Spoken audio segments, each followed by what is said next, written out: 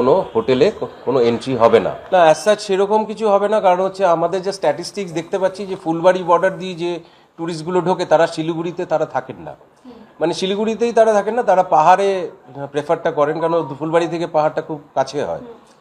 বা চ্যাংরাবান্ধা দিয়ে যারা ঢোকে তারা ম্যাক্সিমাম যদি শিলিগুড়ির উপরে বেস করে, তারা বেস করার কারণ হচ্ছে দুটো, এক ট্রিটমেন্ট, মানে যাদেরকে বলা হয়, যাদেরকে মেডিকেল ট্যুরিস্ট বলা হয়, আর আরেকটা হচ্ছে এখানে যারা এডুকেশনাল ট্যুরিস্ট আসে। এবার এই দুজনের ট্যুরিস্টে আমরা দেখতে পাচ্ছি যে গেল বছরে পরিসংখ্যানে দেখাচ্ছে 20-25 হাজার রাউন্ড দ্য ইয়ার, এক বছরে ম্যাক্সিমাম 25 হাজার লোক ছিল, মানে বাংলাদেশি ছিল। তো সেই ক্ষেত্রে 2000 লোক পার মান্থ, তো 2000 লোক পার মান্থ এইটুকু আমরা অর্থনৈতিকভাবে আমরা বিয়ার করতেই পারি, যেহেতু আমরা প্রথমে নাগরিক, আমরা প্রথমে হচ্ছে ভারতবর্ষের নাগরিক, ব্যবসা তো অবভিয়াসলি সারা বছর আমরা করবই, এবং অন্য যদি এইটুকু লস আমাদের বিয়ার করতে হয় আমরা বিয়ার করতেও প্রস্তুত আছি, আমাদের কোনো অসুবিধা নেই।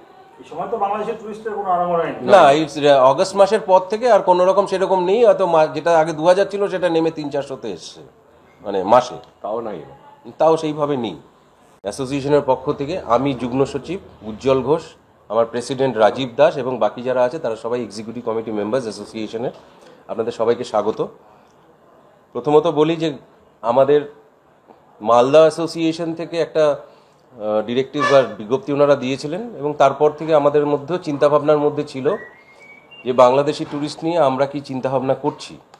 ইতিমধ্যেই দেখা গেছে যে শিলিগুড়ির একটা সংগঠন আমাদেরকে একটা ডেপুটেশন বা স্মারকলিপি দিয়েছিল। এবার বিষয়টা তার ভিত্তি করেই কিন্তু আমরা যে এই কলটা নিয়েছি সেটা না, তারপরে আমরা যেটা গত 7 তারিখে আমরা নিজেরা একটা আলোচনা সবাই বসি, সেটাতে এক্সিকিউটিভ কমিটি একটা ডিসিশন নেয়, সেখানে এক্সিকিউটিভ কমিটিতে একটা ভোটাভুটি হয়, সেই ভোটাভুটির পর আমরা ডিসিশন নিই যে আমরা এটা জেনারেল বডিতে আমরা ফেলবো, এবং জেনারেল মেম্বার্সদের বক্তব্য নিয়েই তারপরে এই ডিসিশন নেব। এত বড় ডিসিশন আমাদের 13 জনের এক্সিকিউটিভ কমিটি বডি আছে, তার মধ্যে নেওয়া সম্ভব না। তো সেই ক্ষেত্রে আমরা একটা ভোটাভুটি শুরু করি। জেনারেল বডি মিটিং ইমিডিয়েট বেসিসে আমাদের করা সম্ভব ছিল না, সেই জন্য আমরা বৈদ্যুতিক মাধ্যমে হোয়াটসঅ্যাপের গ্রুপের মাধ্যমে আমরা তার রেজাল্টসগুলো নেই, এবং কালকে সেটা বিকেল 7টা অবধি টাইম দেওয়া ছিল প্রত্যেকটা হোটেলকে, যে তারা যাতে তাদের ভোটটা ওখানে দেয়, তারা বাংলাদেশি ট্যুরিস্ট রাখার পক্ষে না বিপক্ষে। এবং তাতে আমরা যা রেজাল্ট 7টার পরে পাই সেটা হচ্ছে সিংহভাগ, মানে 90% ওপর হোটেল মালিকরা বলেছেন বা ভোট দিয়েছেন যে তারা বাংলাদেশি ট্যুরিস্ট শিলিগুড়ি হোটেলে রাখতে চায় না, এবং সেইটা সর্বসম্মতিতে ডিসিশন হওয়ার পর তারপর কালকে রাত্রে আমরা প্রেস রিলিজটা দিয়েছি, এবং গতকাল রাত্রেই আমরা প্রেস রিলিজের যে কপিটা আছে সেটা আমরা আইসি সাহেব, শিলিগুড়ি থানার আইসি সাহেবকে, ওনাকেও হোয়াটসঅ্যাপে পাঠিয়ে দিয়েছে আমাদের একজন এক্সিকিউটিভ কমিটি মেম্বার, এবং প্রশাসনকেও যদি আমরা যেটা জানাতে হবে সেটা আমরা আজকে জানিয়ে দেবো। তো আমরা কোনো বাংলাদেশি ট্যুরিস্ট রাখছি না, এটাই ডিসিশন হয়েছে।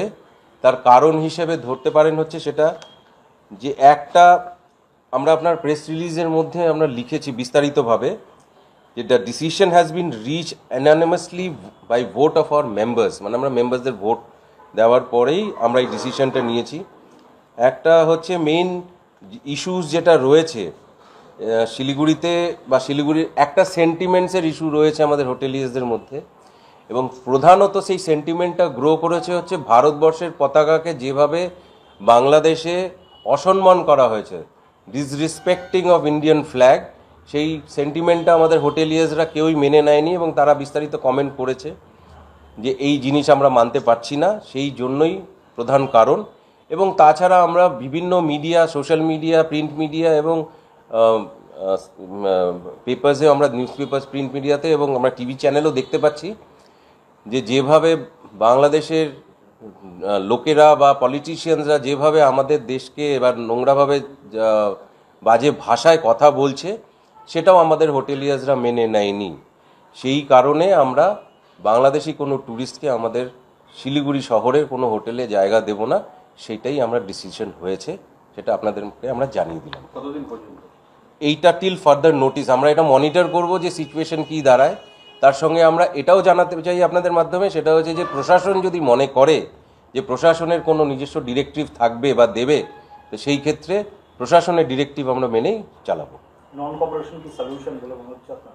সেটা সলিউশনস তো অ্যাজ সাচ এরকম করে আমাদের হাতে নেই, কিন্তু আমরা পলিসি মেকিং বডিতে থাকি না, কিন্তু সলিউশন আমাদের সেন্টিমেন্টে আঘাত লেগেছে বলে এই জায়গাটা আমাদের নিতে বাধ্য হয়েছে হোটেলিয়ার্সরা এই বক্তব্যটাই রেখেছে।